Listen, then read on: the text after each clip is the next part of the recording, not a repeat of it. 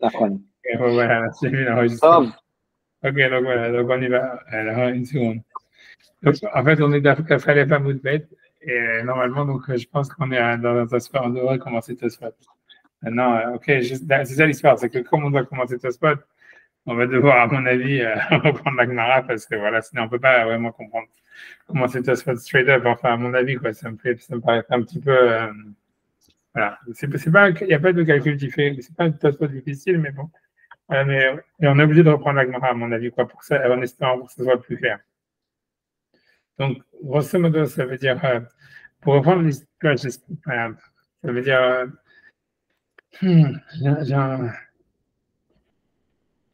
je pense, tu vois, qu'on est, tu vois, je pense que tu vois, je vais essayer de reprendre, parce que moi, en fait, tu vois, il faudrait reprendre à partir de Ibaya Leou, dans Dafka Falef, Hamoud Aleph, Ibaya Leou, Eved Ivri, Animka, l'Israël, tu vas négar les Krovim ou négar les Krovim. Moi, je vais essayer de faire à l'oral, c'est-à-dire, on va essayer comme ça. Donc, la Gemara, en tous les cas, elle avait eu un doute. Elle avait demandé est-ce que si quelqu'un, donc un esclave juif, qui a été vendu à un autre juif, est-ce que les proches, ils ont une mitzvah ou une possibilité de racheter le type qui a été esclave pour le libérer de son maître juif. D'accord? Cette libération, on a vu, elle était marquée clairement dans le cas d'un esclave juif vendu à un non-juif. Mais la question de l'Agma, c'est de savoir est-ce que ça s'applique aussi à un esclave juif vendu à un juif. D'accord? Donc, je saute, tu vois, l'histoire de Rabbi et tout ça.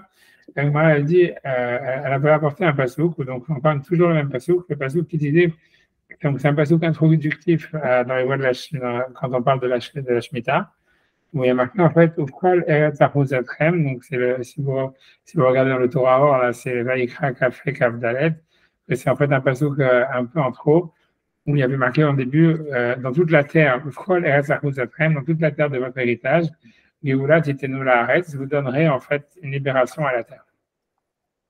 Donc c'est parce qu'il était en trop. Et la Gemara, en fait, elle avait ramené une braïta qui disait que donc on utilisait ce passage pour nous dire, pour ajouter les maisons, il y a marqué simplement les maisons et un esclave juif. D'accord? Et au début, la Gemara, elle va dire, en fait, est-ce que ça parle, au début, ici, tu vois, okay, la Gemara dans la Kafalet, elle va prendre l'option en disant que les maisons, c'est les maisons qui sont dans les villes entourées de murailles. Et ça voudrait nous apprendre que même dans les villes entourées de murailles, quand quelqu'un vend sa maison, non seulement lui, il a un an pour acheter sa maison, mais les proches aussi peuvent acheter la maison. Et ensuite, quand Agma dit, donc ça c'est très la chose, puisqu'il y a marqué les maisons et les esclaves. Le verset vient rajouter les maisons et les esclaves. La Braïta, elle n'est pas explicite de savoir quelle maison on parle, de quel esclave on parle. Donc l'Agma, ce qui est important, c'est que l'Agma, elle va dire les maisons dont il est question, c'est les maisons qui sont dans les villes entourées de murailles, pour nous dire que les proches, ils peuvent la libérer, puisque c'est pas marqué dans la Torah. Et l'esclave dont il est question, c'est l'esclave qui a été vendu à un juif. L'Agma a dit non, ça ne parle pas de l'esclave qui est vendu à un juif, ça parle de l'esclave qui est vendu à un non-juif. Okay. Alors l'Agma a dit oui, mais ça c'est déjà marqué. Donc pourquoi est-ce qu'on aurait besoin de le répéter? Donc si la Braïta te dit que en fait ça vient rajouter la maison et un esclave, l'esclave dont il est question, c'est clairement un esclave qui est vendu à un juif, et ça nous apprend que de la même manière que il y a une mitzvah, une possibilité pour les proches de libérer leur proche quand il a été vendu à un non-juif. Cette mitzvah, elle existe aussi quand il a été vendu à un juif. C'est ce que l'Agma avait apporté une preuve de la Braïta. Et sur ça, l'Agma a dit non, elle va réfuter. Elle dit non, elle dit non, toujours, je peux te dire que l'esclave dont il est question, c'est un esclave qui est vendu à un juif. Un non-juif, pardon. C'est l'esclave qui est vendu à un non-juif. Ah, ça, tu me dis, c'est déjà marqué dans la Torah. Alors pourquoi on aurait besoin d'un passage pour nous le répéter? Ça, c'est pour nous dire que non seulement c'est une possibilité pour les proches de le racheter, mais que c'est une obligation. Et même, tu vois, ça veut dire, l'Agma, si tu es là, je suis dans la page, je suis à l'oral dans la cave à la Famotret, elle m'a dit, et c'est pour nous dire que même selon Rabbi Yoshua, qui pense que dans le champ d'un ami, dans le champ d'un proche, il n'y a pas d'obligation pour les proches de racheter le champ qui a été vendu par ce type. Quand il s'agit d'un esclave, quand il a été vendu à un goy, lui, il y a une obligation pour les proches de le racheter. Et donc, ça serait ça l'esclave dont il est question. Donc, dans la Braïta, qui est rajouté par le passouk introductif, c'est l'esclave, en fait, selon la conclusion de l'Agmara, en tout cas, selon cette réfutation de l'Agmara, ça parle d'un esclave qui est vendu à un non-juif. Et bien que ce cas-là est déjà mentionné explicitement dans la Torah ailleurs, c'est pour nous dire que c'est une obligation pour les proches de les libérer, c'est pas simplement facultatif, même selon Rabbi Yoshua qui dit que dans le champ c'est facultatif, ici c'est une obligation. D'accord? Ça, c'est sur ça que le Tosfot il va parler. Voilà, c'est suffisant, on va dire, en espérant que ce soit suffisant pour. C'est du béchol, hein, on est d'accord qu'on apprend, enfin qu'on fait tous ces rôles. C'est pas vrai. Alors voilà, c'est toucher le point, c'est pas évident, tu vois. On va voir. Parce que tu vois, tout le passou qu'il en trouve, tu vois. Parce que le verset il dit béchol eretz achuzetrem geulat titenu laaretz. On va voir, parce que tu vois ce que tu dis. On va voir. Laisse pour l'instant ça open parce que okay. Dès le début de Tosfot, ça va rentrer on va voir. On peut expliquer qu'en fait, c'est pas le béchol spécifiquement. Peut-être c'est tout le verset qui en faut. D'accord? Et ça va être questionné au début de Tosfot. Donc, j'essaie. Est-ce que c'est clair en tous les cas pour l'instant? C'est pas clair. C'est clair? Ouais. Ouais, non, mais déjà, c'est pas clair, je peux répéter. Non, c'est bon. Je sais qu'il est petit. Voilà, on y va. Alors, donc, je commence Tosfot, tu vois, donc le Tosfot, les coques, Kafale Pamoudbet, les coques Ochova, plus les Rabbi Yoshua. Donc, ça veut dire, donc, l'Agma, elle a dit que toujours ça parle d'un esclave juif vendu à un non-juif, mais c'est pour dire que, pour en fixer une obligation, sous-entendu pour les proches, et même selon Rabbi Yoshua. Ok, donc il dit, Piège Bekun 13, donc Rashi a expliqué, Filou, les Rabbi Yoshua, ça veut dire même selon Rabbi Yoshua, des Hamar qui avait dit, les Gabé Zadeh Achouza, en ce qui concerne le rachat d'un champ qui a été reçu en héritage, et que les proches, la Torah a dit que les proches, ils ont une capacité à racheter le champ, mais Rabbi Yoshua, lui pense que c'est Reshut, que c'est facultatif. Acha, ici, en ce qui concerne un esclave qui a été vendu à un non-juif, Modé, même Rabbi Yoshua, il est d'accord, d'Avechova, que c'est une obligation. Pourquoi? Qui écrit pour que, on va dire, qui écrit, c'est car comment, ça veut dire pour que. De l'eau Itama, pour pas qu'il soit, on va dire, Itama, ça serait a priori qu'il soit assimilé, on va dire, pour pas qu'il s'assimile, on va dire. Ben Avde Kohavim, entre les idolâtres, entre les non-juifs. Ok, donc ça, ok, c'est clair, ça c'est que CTH. Maintenant, il va rentrer dans un truc, tu vois, ok, donc ça dit comme ça, il dit Veacha, donc ici, Lo Shayach La'akshouye, il n'y a pas le lieu de demander Maï Bakol. Quel est le Bakol? Ok, je traduis les mots et on va essayer d'expliquer. Ça veut dire, ici, c'est pas le lieu de demander pourquoi il est marqué Bakol. Deha Lo Nichtav Behawinyana, parce que ça n'a pas été écrit dans ce sujet-là. Donc ça, c'est la traduction des mots de Tosfot. Alors, je vais essayer d'expliquer, tu vois, qu'est-ce que ça veut dire. Tu vois, ça veut dire, je vais essayer de découvrir avec vous. Hein. C'est-à-dire que, ça veut dire, Tosfot, il fait référence à, tu vois, donc là, on va devoir revenir à la Sougia d'en haut, mais je pense que ça ne devrait pas être trop difficile. C'est-à-dire que dans la Sougia juste avant celle-là, ça veut dire, là, c'est la Sougia dont on vient de faire, sur la qu'on vient de faire, ça parle d'un doute si, est-ce qu'on peut racheter un esclave juif vendu à un juif. Okay? Est-ce que les proches peuvent racheter un esclave juif vendu à un juif? Avant ça, la Gemara s'était demandé dans un autre cas, elle s'était demandé à savoir est-ce que les proches ils peuvent racheter une ville vendue dans une ville entourée, une maison vendue dans une ville entourée de murailles. C'est-à-dire qu'on avait vu qu'il y a une halakha spécifique que si quelqu'un il a vendu sa maison dans une ville entourée de murailles, il a 1 an pour la racheter. Et la Gemara avait un doute à savoir est-ce que les proches ils peuvent la racheter ou pas. Elle avait demandé ça, tu vois. Bon, bref, elle avait donc demandé la même question. Ça veut dire qu'elle avait ramené la même braïta, où en fait, donc, il y avait tous ces passous. Donc, elle avait un doute, elle ne sait pas. Elle dit oui, non, blablabla. L'Agma avait ramené la même braïta, le même passou, la même braïta qui dit Oufra le Red Sarkouzatrem, et dans toute la terre de votre héritage, Géoula Titenoula Rez, vous donnerez une libération à la terre. Et la braïta, elle disait là-bas, comme on a vu, c'est pour ajouter les maisons et les esclaves. Et évidemment, dans la Sougia précédente, l'Agma s'était arrêtée sur le premier mot qu'il y a dans la Braïta, qui est les maisons. Elle avait dit de quelle maison on parle, n'est-ce pas qu'on parle des maisons qui sont dans les villes entourées de murailles? Et l'Agma, parce que les maisons qui sont dans les champs, elles sont considérées comme les champs, et ça c'est expliqué dans la Torah que les proches ils peuvent les libérer. Et l'Agma, elle avait dit non, ça parle des maisons qui sont dans les champs.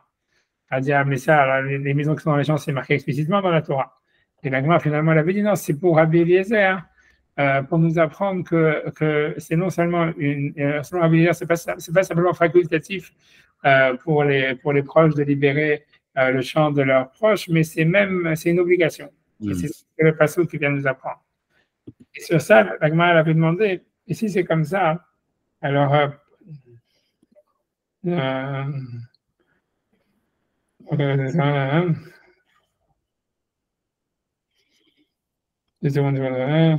Madame Chassel avait demandé si c'est comme ça, pourquoi il y a marqué Bakol. C'est à la fin de la deuxième ligne, tu vois, parce que ça veut dire, l'Agma avait demandé si c'était ça l'explication, pourquoi tu as besoin de Bakol. Si tu vois, c'est dans la deuxième ligne de l'Agma, encore une fois, l'Agma, elle a posé cette question, elle a dit, si en fait les maisons dont il est question, ce sont des maisons qui sont dans les champs, et ça vient simplement nous apprendre que c'est une obligation, et la Braïta, elle suit l'opinion de Rabbi Eliezer, qui dit que c'est une obligation de les libérer. Donc pourquoi est-ce qu'il y a marqué Bakol? C'est bon. Ça, c'est ce que l'Agma avait demandé. Et ce que ça voulait dire, c'est comme ça, c'est de dire, comme en fait, ça ne vient pas rajouter un nouveau cas qu'on ne connaissait pas, ça veut dire, on savait déjà que ça veut dire que dans les maisons qui sont dans les champs, les proches, ils peuvent le libérer puisqu'ils sont comme dans les champs, et dans les champs, c'est marqué clairement que les proches peuvent libérer. Donc, on ne rajoute pas un nouveau cas. On te dit simplement, on change la nature de cette possibilité en nous disant, c'est pas simplement une possibilité que les proches, ils ont, c'est une obligation.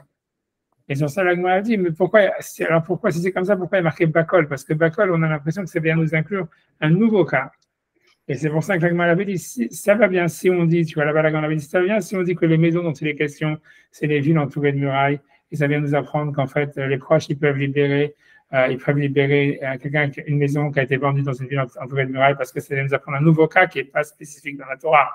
Donc, le Bakol, il vient inclure un nouveau type de maison qui n'est pas marqué.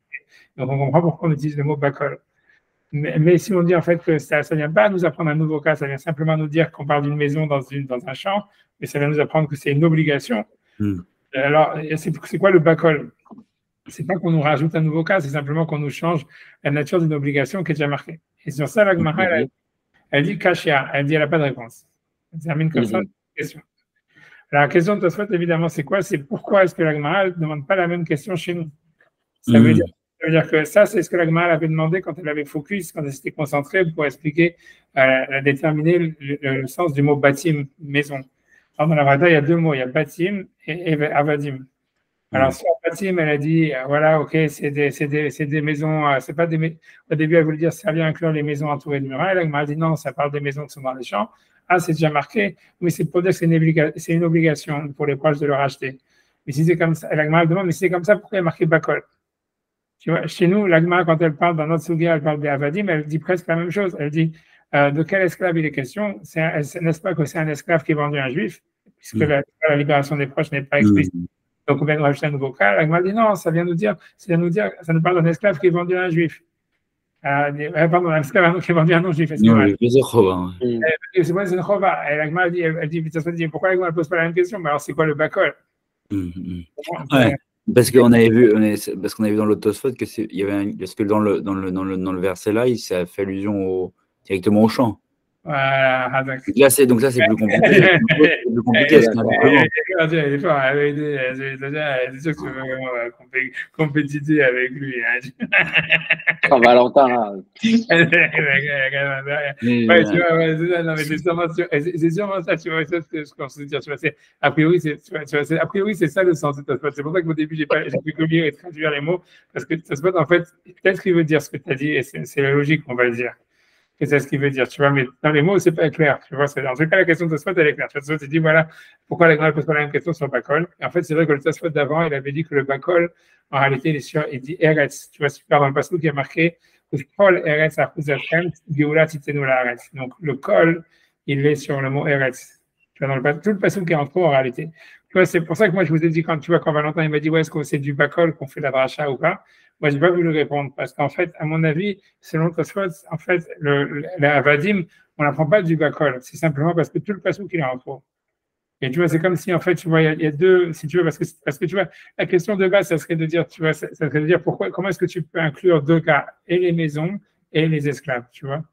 Alors que si tu dis, par exemple, si la dracha avait été que du fait qu'il y a marqué Bekol, Eretz, Achuz, Atrem, dans toute la terre de votre héritage, je donnerai une libération à la terre, Alors, tu vois, ça veut dire, OK, donc tu as un seul mot. S'il n'y a que le bakol qui était en trop, alors tu peux apprendre soit un seul cas, pas deux cas, soit les esclaves, soit les maisons. Comment tu peux apprendre les esclaves et les maisons? C'est pour ça que moi, je pense, tu vois, à la lumière de ce que toi tu as dit, tu vois, ce que Tosfot il a dit, le Tosfot précédent, etc., c'est que, tu vois, mais c'est pas marqué, hein, j'ai pas regardé aussi les commentaires ni rien, mais ça veut dire que le bakol, en fait, c'est comme s'il y a deux limoudim. Tu vois, tu es obligé de dire qu'il y a deux choses. Il y a d'abord le pasouk en lui-même, il est en trop. Et ça, c'est parce que tu vois, ça ne nous apprend rien de dire d'une manière générale. Comme je vous ai dit, le sens du verset, il est trop général pour nous apprendre quelque chose. Tu vois, donc c'est comme si tout ce verset introductif, il ne sert à rien. Parce qu'il dit, tu vois, c'est un verset après qui commence à expliquer les lois de Yovel et de la Shemitah. Et au début de la paracha, on nous dit ce verset-là. Mais dans toute la terre de votre héritage, Geulat itenu laretz, vous donnerez un rachat dans la terre. Tu vois, ça ne veut rien dire, on ne sait pas de quoi ça parle, rien. Tu vois, c'est un passage qui apprend pas une halakha quelconque, tu vois. Tu vois, on sait qu'après, le passage qui va détailler les villes dans les champs, les villes dans les champs, les villes dans les villes, les maisons dans les villes entourées de murailles, tout ça. Donc après, ça va détailler différents cas. Mais le dire comme ça, dans toute la terre de votre héritage, vous donnerez une libération dans la terre. Moi, je pense qu'en soi, le passage, il est en trop. Et après ça, tu vois, donc ça vient nous apprendre. La Gemara veut dire, il faut apprendre une halakha de ça. Et ensuite, il y a le bakol qui entre dans le passage lui-même. Et que tu vois, et que en fait, quand on apprend, donc, et c'est pour ça que la Braïta, à mon avis, elle prend deux halakhot, elle apprend les esclaves et les maisons. Et que en fait, et tu vois, parce qu'elle dit, c'est pour inscrire, la chose de la Braïta, c'est pour inclure les esclaves et les maisons. Et à mon avis, tu vois, donc les maisons, en fait, c'est sur le bakol.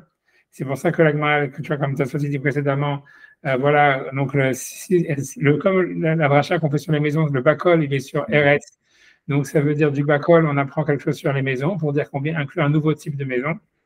Mais par contre, en fait, les esclaves, on n'apprend pas de bakol Eretz Achuzatrem, on l'apprend simplement du fait que le verset, il est en trop. Il y a marqué là, tu vois, parce que le verset qui dit vous donnerez une libération dans le pays, tu vois, c'est très général. Donc c'est sûrement sur ça, sur cette partie du passouk qu'on apprend les esclaves, tu vois. Et donc, c'est pour ça que Tosfot dit, voilà, c'est pour ça que la Gemara, en fait, quand elle parlait sur les maisons, elle a dit, si tu dis que ça parle des maisons qui sont dans les champs, donc c'est déjà marqué dans la Torah, donc ça vient simplement nous apprendre, selon Rabbi Eliezer, que c'est une obligation. La Gemara dit, mais si c'est comme ça, pourquoi il est marqué Bakol?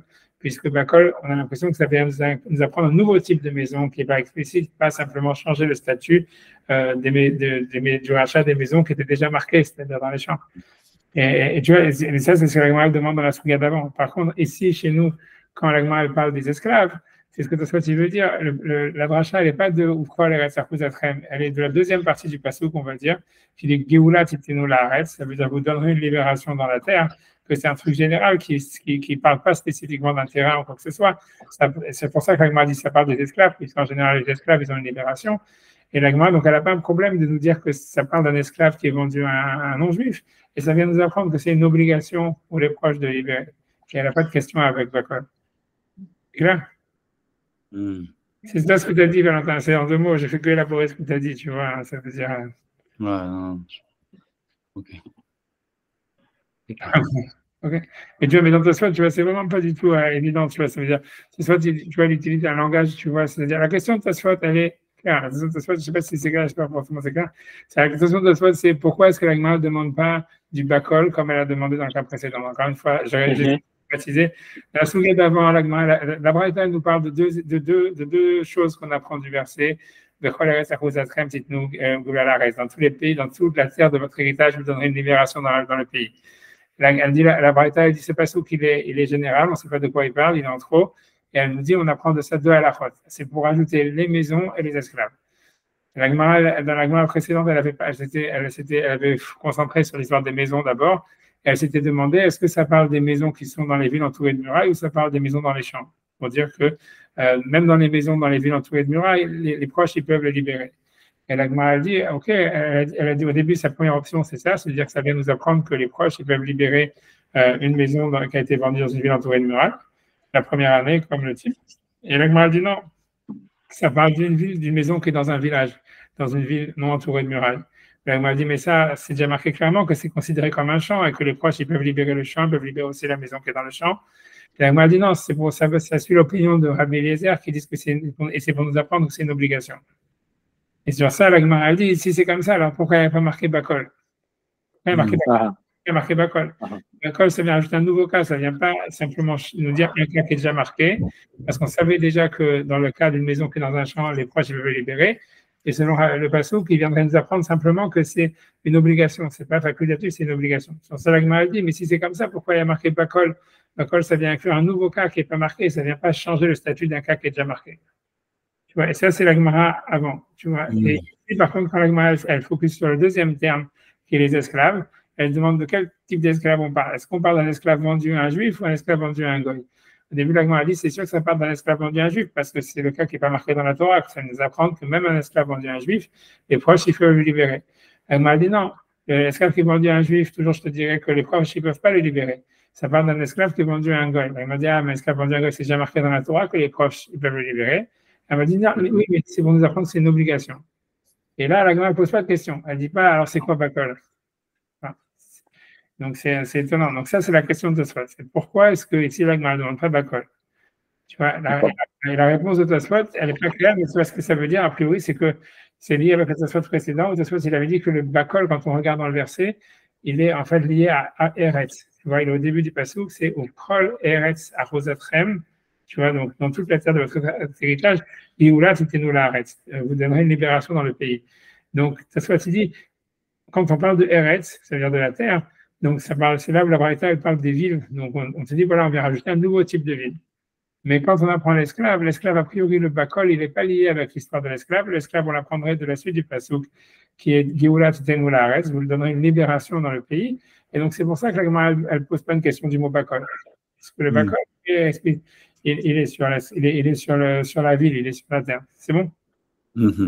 J'essaie de faire dans les mots, tu vois, dans les mots, c'est comme ça. C'est Vaha, donc c'est dans la troisième minute de Tosfot, voilà, vers la fin. Vaha, ici, Lo Shayach Lakshouye, ça veut dire il n'était pas sujet de poser la question Maï Bakol. Qu'est-ce qu'il vient nous apprendre ici? Pourquoi il y a le mot Bakol? C'est-à-dire, selon toi. Lakshouye, ça veut dire quoi? Lakshouye, c'est poser la question. Cacher. Exactement. Lakshouye. Lakshot, tu vois, en hébreu, ça veut dire cacher, c'est une question. Le Lakshot, c'est poser une question. En araméen, Lakshouye, ça veut dire poser la question, comme Lakshot en hébreu. Tu vois, ici, il n'avait pas lieu de poser la question. Maï Bakol, qu'est-ce qui vient nous apprendre le Bakol? Comme la Gemara l'a posé dans la Gemara précédente au sujet des maisons. Elle dit pourquoi Beha? Parce que l'Oktinirtav Beha Inyana, parce que ça n'a pas été écrit à ce sujet-là. Et c'est tout ce que Tosfot dit. Tu vois, Tosfot est très obscur, il est très. Tu vois, c'est pas été écrit à ce sujet-là, ça veut dire au sujet de l'esclave. C'est tout ce que Tosfot dit. Et c'est pour ça qu'il faut, tu vois, donc c'est pour ça, si on rajoute un petit peu avec le Tosfot précédent, dans le Tosfot précédent qu'il a cité Valentin, Tosfot, il avait dit, ouais, le Bakol, ça parle de la terre, et ça parle pas des esclaves. Et donc, tu vois, c'est pour ça. Donc, c'est comme je vous ai dit, c'est qu'a priori, il faut dire que du fait qu'on apprend deux à la fois de ce passouk, c'est comme s'il y a deux limoudim dans ce passouk, c'est-à-dire deux choses qui sont en trop, qu'on le coupe en deux. La première partie du passouk, c'est Bechol Eretz Achosatrem, dans toute la terre de votre héritage. Et ça, c'est un limoud en soi. Et donc, là, il y a le Bakol qui est en question. Et c'est de là où on apprend les maisons. La question, on peut dire, ah, donc on vient apprendre un nouveau type de maison. Et dans la deuxième partie du passouk qui dit Geoula Titenu Laaretz, vous donnerez une libération dans la terre, qui est générale, c'est qui est en trop. Là, on apprend les esclaves. Et sur cette partie du passouk, il n'y a pas marqué Bakol. C'est pour ça que la Gemara ne pose pas la question. C'est bon? Tu peux rajouter beaucoup de mots à ce que tu as choisi, mais on va dire, comme tu vois, Valentin, il a lui-même dit cette explication lui-même, donc on va garder cette explication. On a bien qu'on pourrait expliquer, mais c'est un peu différemment, tu vois, mais je n'ai pas envie de rentrer. Mais on va dire que ça, c'est l'explication la plus simple. C'est bon? Ok, voilà, j'avance. Ok, donc maintenant, là, on va avoir une question, tu vois. Ça veut dire, il faut savoir que dès que tu vois ça, dès que tu vois une question comme ça, Ikshara Shmuel Mikoutsi, ça veut dire Shmuel Mikoutsi, c'était Quincy, je sais pas, c'est un endroit en France. Et à chaque fois, il pose des questions hyper compliquées. Donc, ça veut dire que dès que tu vois ça, c'est-à-dire qu'il faut te dire, aïe. Tu vois, ça veut dire, mais. Les Tosafot disaient tout ça vers la Normandie, c'est ça, non? Je ne sais pas, lui, il a toute une histoire. Je pense que je voulais dire, on a déjà vu dans Wikipédia et tout ça, il a été anobli par le roi de France et tout ça, parce qu'il avait, je ne sais pas ce qu'il a fait exactement, il a fait tout un truc, il a été, si tu vas dans Wikipédia, tu fais Shmuel Mikunsi, c'est pas maintenant, Kouansi. Et en fait, tu vois, il a toute une histoire, mais c'est toujours, il pose des questions super compliquées en tous les cas. Mais je ne sais pas sa vie exactement, mais il pose des questions qui sont compliquées. Ouais, Non, Quoi? Il y a dans Wikipédia quelque chose? Il y a dans Wikipédia, non? ouais, je vais trouver. Ouais, je regarde dessus. Voilà, Je regarderai après, ne vous inquiétez pas. ouais, tu veux j'essaie de faire. 2 secondes. J'essaie. Ah, j'ai découvert, je sais pas, récemment l'histoire de la grande yeshiva à Rouen. Ouais, je connais pas. Ah, ils ont découvert une des plus grandes yeshivas sous la préfecture de Rouen, qui était du coin. Ils ont fait des recherches. Maintenant, on peut rentrer, il y a les portes, ils appellent la Magnifique, un truc comme ça. C'était une très grande yeshiva, apparemment, des de sa faute. Je suis devenu fou de cette histoire. Moi, je vous enverrai après, si vous voulez. Ok, ok, ouais, j'avais pas trouvé non plus comme ça. Je sais pas comment il faut savoir comment on dit coinci ou coinci. Je veux dire, 2 secondes, j'essaie encore un truc, après j'essaie. J'arrête. Ah, c'est pas Rav Shimon, là? Ah. Peut-être, je sais pas, peut-être que lui, c'est. Je vois Rav Shimon Mikutsi. Peut-être c'est lui, peut-être c'est son fils, tu vois. Rav Shimon ben Rav Shimon. Ah, c'est ça, donc Rav Shimon, c'est son fils, Rav Shmuel. Et lui, il a été anobli par le roi, un truc comme ça, il y a toute une histoire. Ils disent pas là-bas? המצאצאיו של רבי יוסף טוב ועלם, אבי רבי שמשון היה בן דודם של האחים, נו של רבי שמעון הזה היה רבי שמעון. C'est ce qu'ils appellent Samson de Sinon. Eux, ils appellent en français Samson de Sinon. Et il n'y a pas, d'article dessus. Mais je pense que c'est Chinon, en fait. C'est Samson de Chinon, ils appellent en français. Mais je te dis, je pense qu'il avait été anobli par le roi. Bref, tu vois, peu importe, c'est notre histoire. Mais je suis sûr de ça. Ou c'est lui ou son père.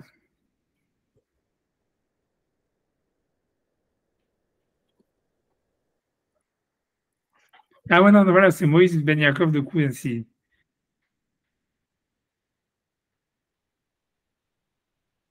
Voilà,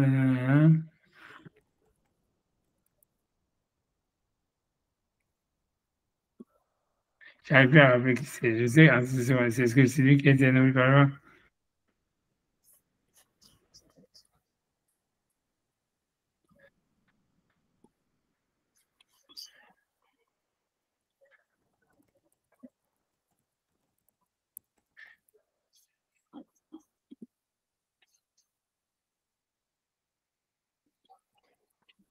Et ramène pas ça dans Wikipédia.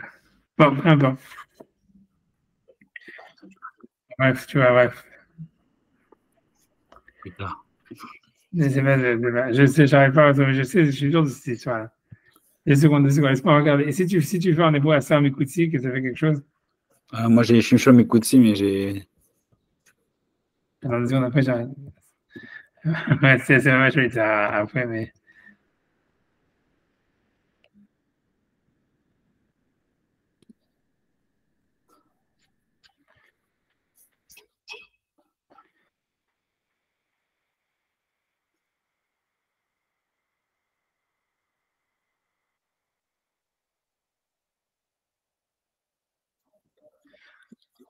Voilà, il y a toute une histoire sur. Non, je sais pas quoi. En bref, j'avance. Ok. Ok, j'avance, ok. Et ils ont mis une histoire, mais vraiment qui fait 5 pages. J'arrive, hein, j'écoute toujours, je vais juste mettre Benjamin dans la poussette. Ok, je t'amène, je sais pas, l'histoire est là, je sais pas si elle est vraie, mais je sais pas, je pense que c'est une histoire comme ça que j'avais entendue. Je te l'envoie après on étudie. Ouais, c'est intéressant. Vous Ah, envoyez l'histoire de la maison sublime, vous allez. Ah non, après j'arrête. Ouais, je t'envoie un link, et voilà. Ok, on y va. Ok, donc viens là. En tout cas, le Sam Écouti, ça veut dire franchement Écouti, c'est toujours des questions très compliquées dans ta semaine, donc voilà. Vous avez envoyé où, hein? Comment? Vous avez envoyé où? Il envoie, je crois, sur WhatsApp, j'espère que j'ai envoyé sur le bon WhatsApp. Ah, ok, non, c'est bon, parce que j'ai plus de batterie. Ok. Ah, c'est un truc où il y a plein de points d'interrogation, c'est bizarre quand même. Bon, en tout cas, moi, j'y vais. En tout cas, donc, on y va. Donc, donc, ok, donc, je l'ai traduit, après, je vais t'expliquer, Bataja. Ariksha, Arav Shmuel Mikoutsi. Donc, Shmuel Mikoutsi va demander une question. Kevin de Mokela, qui est Rabbi Yoshua. Comme on l'explique, c'est le Braïta, comme Rabbi Yoshua. Puisque la Braïta, elle semble dire. Non, ça parle des maisons, tu vois, ça veut dire qui sont dans les villes entourées de murailles. Ça, c'est la conclusion ici de l'Agma, c'est qu'elle dit ça parle des maisons qui sont entourées de murailles. Et c'est à l'Ibad selon Rabbi Yoshua. Et donc, donc l'histoire, c'est qu'en fait, ça inclut, en ce qui concerne les maisons, en fait, on inclut un nouveau cas. C'est-à-dire, je comprends l'histoire, c'est que ce que je veux dire pour ça veut dire, l'histoire, c'est dans notre Sugia, quand maintenant on est en train de parler de l'esclave qui est vendu à un juif, est-ce qu'il peut être libéré par les proches ou pas? Le cas de la maison, si tu veux, normalement, tu vois, dans la Sugia, dans notre tête, ça passe en sourdine, tu vois, on s'en fiche. Tu pourrais dire, ouais, on s'en fiche que ce soit la maison, que la maison, ça parle d'une maison qui est dans une ville entourée de murailles. Et c'est pour nous apprendre que les proches, ils peuvent libérer une maison dans une ville entourée de murailles. Donc, ça parle d'une maison dans un champ. C'est big deal, tu vois. Ça veut dire, parce que l'idée, c'est quand tu regardes dans la Sugia précédente, pour expliquer un peu mieux, c'est que dans la Sugia précédente, la Gemara, elle semblait avoir pris deux options pour expliquer la Braïta. Elle avait dit, soit la Braïta, elle parle en effet, d'une maison qui est dans une ville entourée de murailles, et ça vient nous apprendre que les proches, ils peuvent libérer la maison, même dans une ville entourée de murailles, c'est un chidouche, que tu vois, voilà. Et en même temps, si c'est comme ça, la Gemara semble dire, et les esclaves dont il est question, la Gemara n'en avait pas parlé, de quel esclave on parle pour l'instant, elle avait des stéwas, c'est des esclaves, on ne sait pas, tu vois. Ça peut être vendu à un juif, vendu à un goy, ok, tu vois. Soit, en fait, soit, en fait, ça parle des maisons qui sont dans les champs, et ça serait, on peut dire, la Gemara semble avoir dit, et ça serait l'opinion de Rabbi Yoshua, puisque selon Rabbi Yoshua, il n'y a pas d'obligation pour les proches de libérer une maison dans les champs. Donc, selon lui, les maisons dont il est question, ça vient nous dire que même les maisons qui sont dans les villes entourées de murailles, les proches, ils peuvent les libérer. Et soit il y a l'opinion de Rabbi Eliezer, que selon Rabbi Eliezer, ça parle en fait des maisons qui sont dans les champs, et c'est pour nous apprendre qu'il y a une obligation de les libérer. Mais dans les maisons qui sont dans les villes entourées de murailles, peut-être des proches, ils ne peuvent pas les libérer, ils n'ont pas la possibilité de les libérer. Ça, c'est ce qui concernait les maisons. Et si tu veux, les esclaves, elle n'en avait pas parlé, puisque ça ne l'intéressait pas pour l'instant. Quand tu vois la Gemara ici, elle commence à parler sur les esclaves. Tu vois, elle dit, elle dit, ça parle des esclaves, blablabla. Et en fait, elle te dit, ouais, mais voilà, donc elle dit, ok, donc ça vient rajouter les esclaves qui sont vendus à un juif. Ouais. Elle dit non et on ne sait pas pourquoi. Ouais, elle dit non, elle dit non, ça vient, parce qu'elle veut dire, elle veut dire qu'il n'y a pas de preuve. Tu vois, quand elle dit non, elle veut dire qu'il n'y a pas de preuve. Mais tu vois, ça c'est l'idée, tu vois, elle veut dire il n'y a pas de preuve, parce que peut-être ça part, tu vois, d'un esclave qui est vendu à un juif, un non-juif, et ça vient nous apprendre que c'est une obligation. D'accord?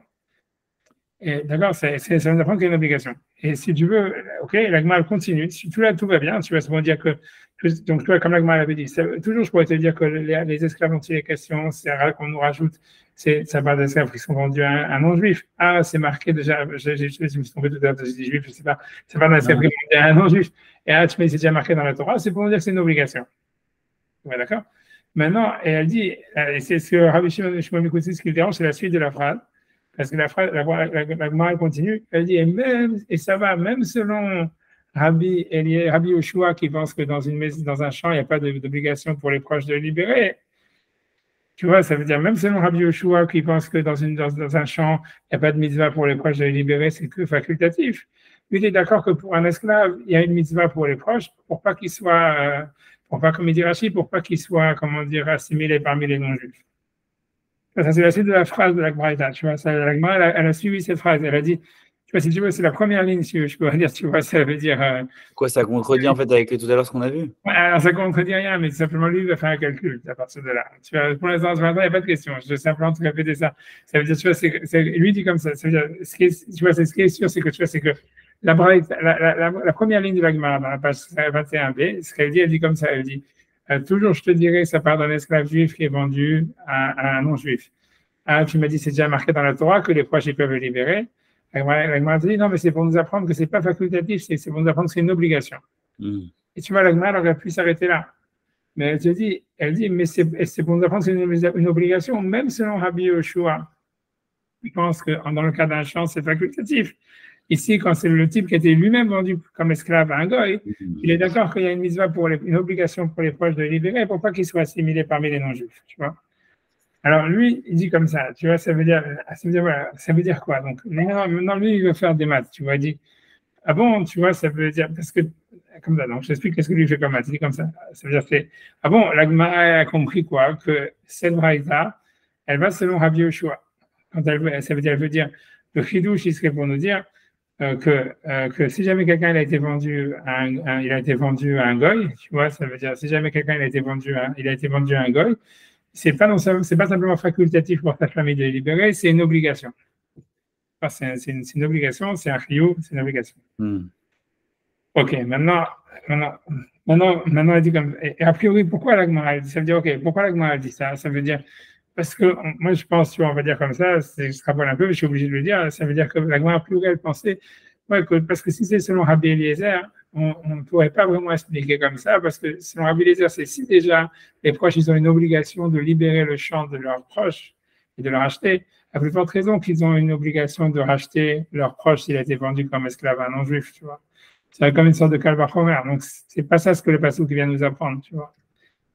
Et donc, tu vois, c'est pour ça que la Gemara semble dire qu'elle dit, tu vois, bon, c'est pas la peine, si tu comprends pas ça, c'est pas grave, mais ça veut dire, en tous les cas, la Gemara elle dit comme ça, elle dit que le passouk vient nous apprendre qu'il y a une obligation pour les proches de libérer le type, leur proche, s'il a été vendu comme esclave à un non-juif, c'est surtout, en tous les cas, la Gemara dit, c'est selon Rabbi Yoshua, qui pense que dans le cas d'un champ, il y a quelqu'un qui a vendu son champ, il n'y aurait pas une telle obligation sur les proches, c'est que facultatif. Et c'est d'accord que c'est une obligation. D'accord? C'est clair ça? Ok. Maintenant, si tu fais les maths avec la souga d'avant, tu reviens à ça. Parce qu'il dit comme ça. Si tu viens dans la souga d'avant, qu'est-ce que Rabbi Yoshua, en ce qui concerne les maisons, qu'est-ce qui s'était passé? On avait vu en fait que selon Rabbi Yoshua, parce qu'il y a encore une fois, il y a deux mots, deux limoudim dans la Braïta, les esclaves et les maisons. Ok, les esclaves, on te dit, ça part d'un esclave qui est vendu à un non-juif et ils vont dire que c'est une obligation. D'accord. Mais ça va selon Rabbi Yoshua. Même selon Rabbi Yoshua, qui dit que normalement, il n'y a pas d'obligation, ben voilà. Ok. Mais dans les maisons, maintenant, si on garde Rabbi Yoshua, tu vois, dans les maisons, de quelle maison on parle? On avait vu, si tu veux, dans la Suga. Voilà, que selon Rabbi Yoshua, non, selon Rabbi Yoshua, ça part de la maison qui est dans la ville. Parce que comme Rabbi Yoshua, parce que tu comprends, puisque selon Rabbi Yoshua, il n'y a pas d'obligation pour les proches de racheter une maison dans un champ, lui, il pense que c'est toujours facultatif. Donc pour lui, le mot maison, il vient rajouter quelque chose qui n'était pas marqué avant. Et c'est quoi? Ça vient nous apprendre que même dans les maisons qui sont dans les villes entourées de murailles, il y a une possibilité pour les proches de les racheter. Ok. Tu vois, et là voilà. Donc c'est ça ce qui se trouve. Tu vois, c'est ça si tu fais les maths, c'est ça ce que ça retrouve. Ça veut dire que. Comment dans un cas il dit pas c'est une obligation? Voilà, t'as compris. Ça veut dire que lui, ce qu'il a servi chez Mercouti, il veut dire ça. Il veut dire que il se trouve que tu vois que selon Rabbi Yoshua, tu vois, il se trouve que selon Rabbi Yoshua, en fait, si tu veux, les deux parties, ce qu'on nous apprend sur les maisons, c'est pas ce qu'on nous apprend sur les esclaves. Ça veut dire parce que selon Rabbi Yoshua, quand on vient nous apprendre sur les maisons, qu'est-ce qu'on vient te dire? On parle que c'est facultatif, mais ça vient nous apprendre un nouveau type de maison qui n'était pas marqué explicitement dans la Torah, c'est les maisons qui sont dans les villes entourées de murailles.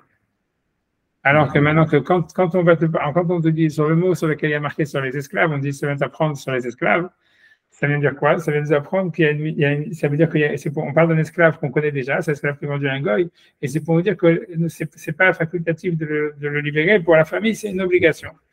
Donc en fait, si tu veux, il se trouve que des deux parties du passouk ou des deux cas, en fait, on apprend deux choses complètement différentes. Dans un cas, on apprend un nouveau type de maison. Tu vois, ça veut dire nous disant, et ça reste facultatif, ça va nous apprendre que dans les villes entourées de murailles, les proches, ils ont une possibilité, ils ont un droit de libérer les maisons, ce qui va marquer dans la Torah. Mais on apprend ça de ce passouk, ce qui va marquer, mais c'est pas une obligation. Par contre, en ce qui concerne l'esclave, on parle d'un esclave qui est vendu à un non-juif, et bien que c'est marqué que les proches peuvent le libérer, ça nous apprend que c'est une obligation. Donc, il se trouve en réalité que c'est deux choses différentes. Tu vois, ça veut dire que c'est deux limoudim différents.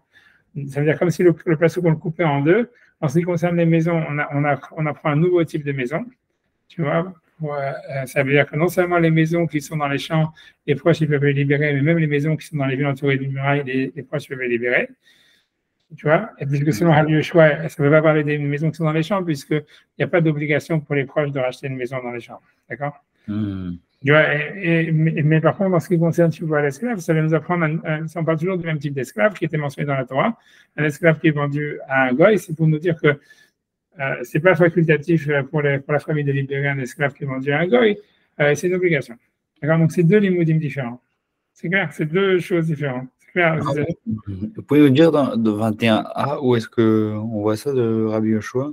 Ouais, alors c'est parce que on va pas, c'est ce que tu vois, ce que je te dis, c'est peut-être pas de rajouter sur l'agma, tu vois, c'est l'agma dit simplement comme ça, elle dit Haou, tu vois, c'est dire comme ça, tu vois, c'est pour ça que moi j'avais rajouté un truc sur ta au début, mais je veux dire, tu vois, ça veut dire comme ça, c'est l'agma, tu vois, l'agma dit Haou, quand l'agma dit, elle dit en fait de quel esclave on parle, c'est pas que ça parle d'un esclave vendu à un juif et ça nous apprend que même un esclave vendu à un juif, la famille, elle peut le libérer. L'agma, donc dans 21a, elle répond non. Ça parle dans 21, d'abord 21, elle répond à la fin, elle dit non, ça parle toujours d'un esclave qui est vendu à un goy. Alors elle m'a dit, mais ça c'est déjà marqué clairement dans la Torah. D'accord?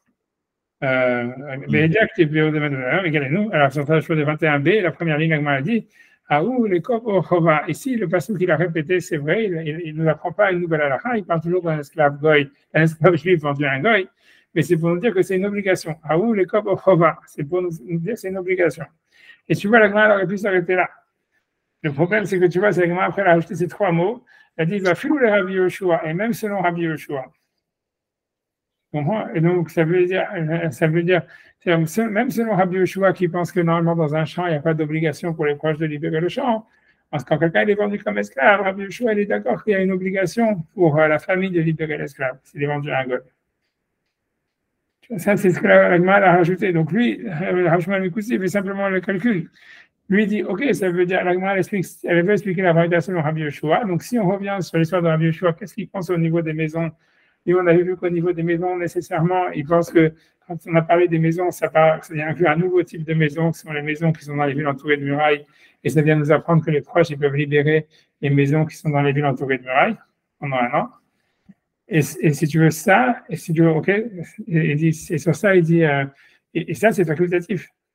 D'accord? Puisque selon Rabbi Yoshua, il n'y a jamais d'obligation de libérer un champ pour la proche, pour la famille. Et par contre, tu vois, maintenant, si on revient sur l'esclave, dans l'esclave, ça vient nous apprendre, en fait, que là, c'est une chova, c'est une obligation, que si jamais quelqu'un a été vendu à Shalom comme esclave à un goy, c'est une obligation pour les proches de libérer. Tu comprends? Alors, et c'est pour ça, donc je lui ai dit, ce qu'il va dire, c'est simplement comme ça. Il veut dire, tu vois, c'est bizarre. Ça veut dire, lui veut dire, c'est comme ça. Il veut dire, ça aurait été mieux de dire que la Braïta, elle suit l'opinion de Rabbi Eliezer. Et ça veut dire quoi alors? Et ça veut dire quoi? Ça veut dire que, puisque selon Rabbi Eliezer, ça viendrait nous apprendre que quoi? En ce qui concerne les maisons, ça vient nous apprendre que ça parle des maisons dans les champs. Et ça vient nous apprendre, c'est une répétition pour nous apprendre que la famille, elle a une obligation de libérer la maison du proche qui a été vendu, ou le champ du proche qui a été vendu. Et si tu dis ça, en fait, tu vois, ça veut dire le limoud qu'on va faire sur l'esclave en nous disant, l'esclave aussi, ça parle d'un esclave qui a été vendu à un goy, et c'est une répétition, et bien qu'on le savait déjà, ça vient nous apprendre que c'est une obligation. En fait, si tu veux, il y a une sorte de parallèle ou de symétrie entre les deux choses qu'on apprend du pasouk.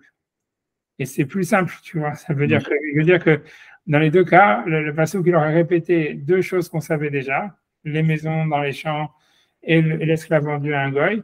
On savait déjà que les proches, ils pouvaient les libérer, mais ça a été répété dans ce pasouk pour nous dire que ce n'est pas facultatif, c'était une obligation.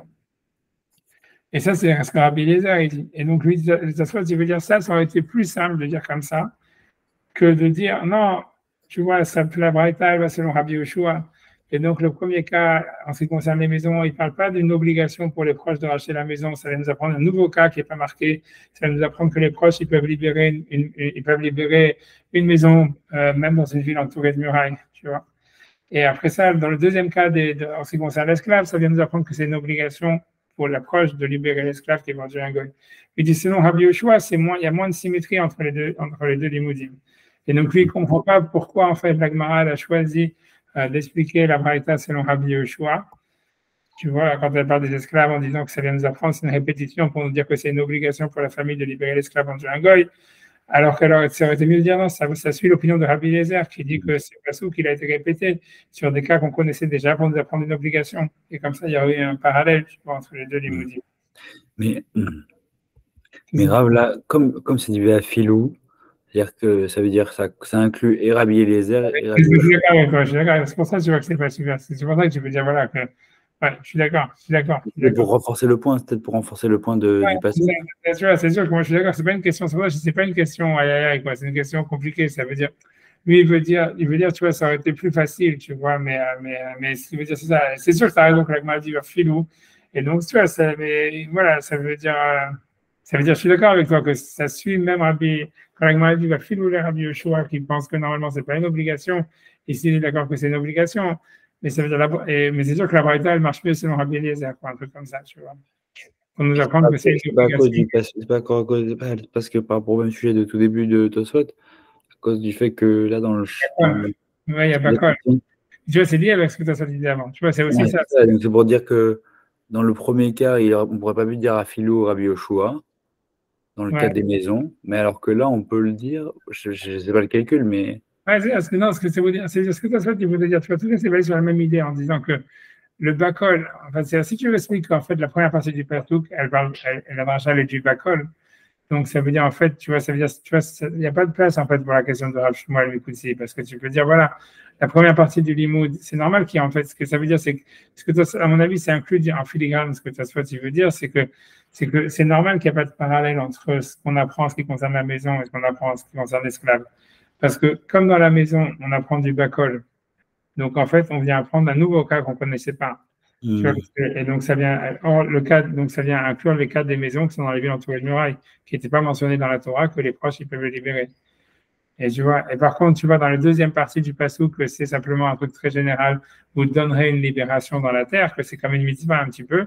Donc, on peut dire, voilà, de là, on apprend un autre limoud qui n'a rien à voir, c'est qu'il y a une obligation pour les proches de libérer un esclave qui a vendu un goy, tu vois. Moi, je pense que Tosfot, il tourne autour de ça, sauf que lui, il veut dire que Rav Shmuel Mikoutsi, il n'a pas compris ça, un truc comme ça, tu vois. Tu vois, et c'est pour ça qu'il ramène cette question.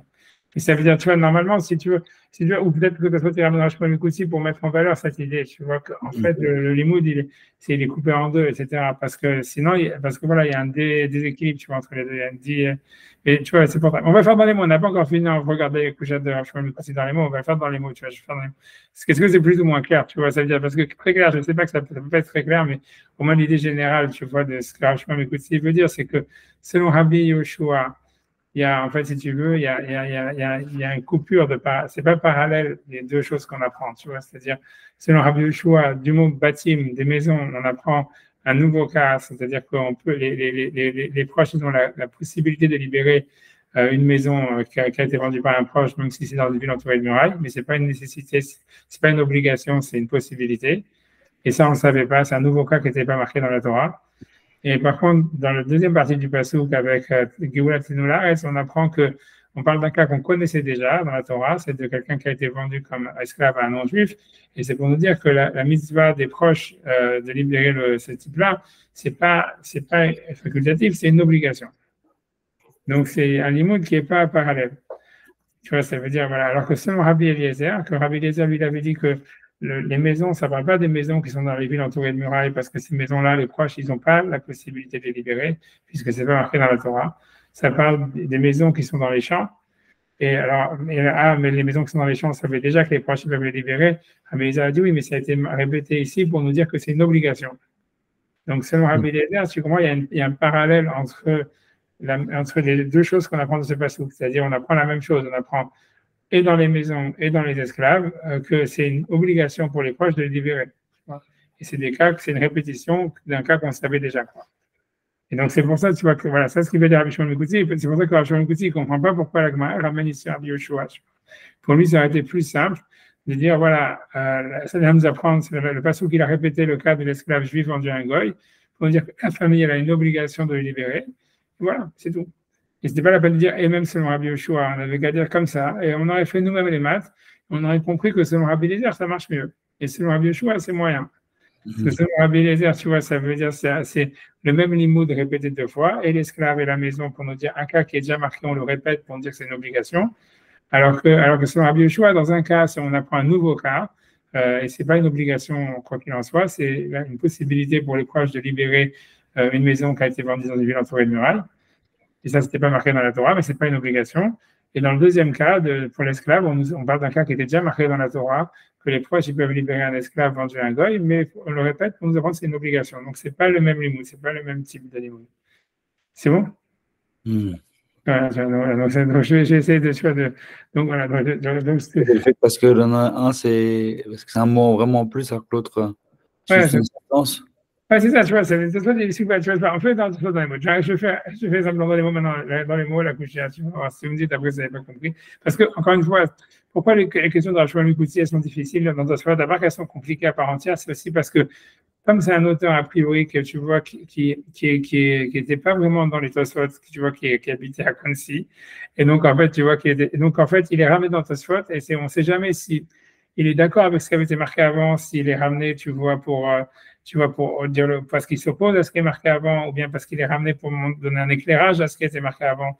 Parce que tu vois, c'est comme s'il a été rajouté après, tu vois, quand on te dit, tu vois, c'est comme si le Tosfot ici, tu vois, il s'arrête, tu vois, de Bawiniana, ce qu'on a lu jusqu'à maintenant, qui dit, voilà, il y a deux limoudim, il y a un du Bakol qui vient rajouter un nouveau cas, et ça, c'est dans les villes, dans les maisons, pour me dire que ça vient rajouter le cas des villes entourées de murailles.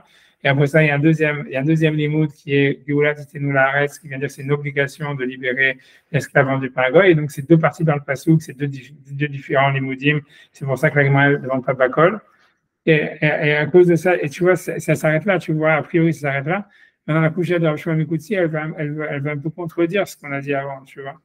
Mais tu vois, donc c'est parce qu'à mon avis, tu vois, ça a été rajouté après dans Tosfot. Tu vois, c'était un auteur qui était parallèle. Et tu vois, les Tosfot, ils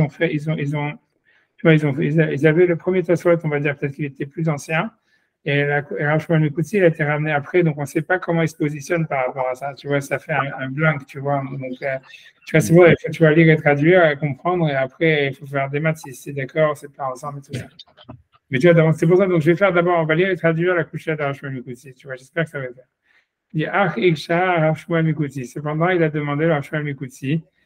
Donc, il dit comme c'est quoi Kevan de Mokela Karabi Yoshua, puisque ici, on interprète la Braïta donc de la maison et de l'esclave selon Rabbi Yoshua. Donc voilà, Al-Kochar, contre ton gré, Lo Chazé le Kov O Chova. Donc, Lo Até, j'imagine, Lo Até, Lo Chazé, je vais dire Lo Chazé, donc Lo Chazé le Kov O Chova, et là, Bevedivri. Ça veut dire, ce n'est apte, Chazé, ça veut dire, ce n'est apte à le fixer comme une obligation. Lo Chazé le Kov O Chova, ça, ce n'est apte à le fixer comme une obligation. Que au sujet de l'esclave juif, Bilvad, uniquement. Puisque en ce qui concerne, tu vois, c'est-à-dire, puisque c'est l'esclave juif, où la Torah vient nous dire, c'est pas facultatif pour les proches de libérer s'il est vendu à un goy, c'est une obligation. Mais uniquement ce cas-là, selon Rabbi Yoshua. Parce que la première partie du Passouk, ça parle des maisons qui sont dans les villes entourées de murailles, il n'y a pas d'obligation pour les proches de libérer. Donc si c'est ainsi, En haribouy, ça veut dire le ribouille, l'inclusion des Bechol Eretz Achuzatrem, donc du Passouk Bechol Eretz Achuzatrem, dans toute la terre de votre héritage. Chavé, il n'est pas équivalent, il n'est pas parallèle, ça veut dire les deux limoudim, celui de la maison et celui de l'esclave, ils ne sont pas symétriques, si tu veux, on va dire chavé, on va traduire ici symétrique. Charé, parce que les Nyan de la terre en ce qui concerne les villes entourées de murailles, les maisons dans les villes entourées de murailles, En Marbe Kviutrova. On n'inclut pas par la répétition, par le Bakol, Kviutrova, une obligation pour les proches de libérer la maison, puisque selon Rabbi Yoshua, ça reste facultatif. Ou l'Inyan des Vedivri, mais par contre, en ce qui concerne l'esclave juif, Hu Marbe Chova, on apprend du verset que c'est une obligation et pas simplement facultatif. Donc, c'est-à-dire, dit, voilà, donc il y a une sorte de, comment dire, je sais pas comment dire, de manque de parallèle ou de symétrie dans les limoudim du Passouk. Tu vois, comment d'un Passouk, on peut faire deux drachot qui concernent deux cas différents. Ok, d'accord, parce qu'il y a deux choses en trop. Mais comment ça se fait que ces deux choses qu'on apprend, dans ces deux choses en trop, en fait, comment ça se fait qu'on apprend des choses différentes? Que d'un côté, on apprend une obligation de libérer, et d'un autre côté, on apprend un nouveau cas, tu vois, qui est facultatif. Donc c'est pour ça qu'il continue la Shmuel Mikutzzi, il dit, c'est pour cela, Avaler les mémars, on aurait dit, ça aurait été plus facile de dire avaler les mémars, on aurait mieux dit. Baté à Hatzerim, que ça parle en fait des deux, que ça parle des maisons dans les champs. Donc il y a un cas qu'on connaissait déjà, mais qui a été répété pour nous dire que c'est une obligation. Ve'eved ivri, et l'esclave juif, Animka lovet pour Habim, qui est vendu à un non-juif. Ulkov ochova, et pour les fixer comme une obligation, Bishtehen dans les deux cas, Rabbi Eliezer, et comme Rabbi Eliezer. Et à ce moment-là, ribouille chavé, ça veut dire le ribouille, l'inclusion qu'on apprend du passouk, elle aurait été symétrique ou parallèle dans les deux cas. Tu vois. Ça veut dire, tu vois, ça veut dire, voilà, ça veut dire comme ça, tu vois, ça veut dire, encore une fois, j'essaie de refaire ça, selon Rabbi Eliezer, le cas qu'on apprend des maisons, c'est dans les, ça veut dire encore une fois, selon Rabbi, je vais reprendre pendant Rabbi Yeshua, selon Rabbi Yeshua, le cas des maisons qu'on apprend, c'est des maisons qui sont dans les villes entourées de murailles. Et c'est pour nous dire que les proches, ils peuvent les libérer pendant la première année. Et ça, ce n'était pas mentionné dans la Torah. Cette possibilité que les proches, ils ont de libérer quelqu'un qui a vendu une maison dans une ville entourée de murailles, c'est facultatif, ce n'est pas une obligation. Et c'est ça ce qu'on apprendrait de la première partie du verset qui dit « Bechol eretz achozatrem » dans toute la terre de votre héritage. Ça vient nous rajouter que même dans les maisons qui sont dans les villes entourées de murailles, les proches, ils ont la possibilité de participer au rachat la première année. Mais c'est facultatif. Par contre, dans la suite du passouk de Geoula Tiktenu Laaretz, vous donnerez une libération dans la terre, on apprend une halakha qui concerne les esclaves. Et selon la Gemara, ça parle d'un esclave juif qui a été vendu à un non-juif. Ah, ça, c'était déjà marqué dans la Torah. Oui, mais c'est pour nous dire que là, les proches, ils ont une obligation de le libérer. Donc, il n'y a pas de parallèle entre les deux choses qu'on apprend en ce qui concerne la maison et l'esclave. Dans un cas, on apprend quelque chose qui est facultatif, qu'on ne connaissait pas, c'est-à-dire la possibilité pour les proches de libérer une maison qui a été vendue dans une ville entourée de murailles. Et dans le deuxième cas, on apprend une répétition de quelque chose qu'on connaissait déjà, ça veut dire un esclave juif vendu à un non-juif, que là, les proches, ils peuvent le libérer, mais simplement c'est répété pour nous dire que c'est une obligation. Ça, c'est selon Rabbi Yoshua. Et donc, dire à Shmuel Yekouti, c'est un parallèle.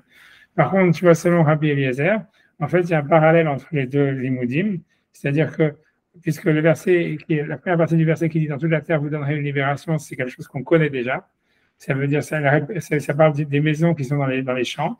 Alors, dans les champs, la Torah elle avait déjà dit que les proches, ils peuvent libérer les champs de celui qui a été vendu par la proche. Mais selon Rabbi Eliezer, ici, c'est répété pour nous dire que ce n'est pas simplement facultatif, c'est une obligation.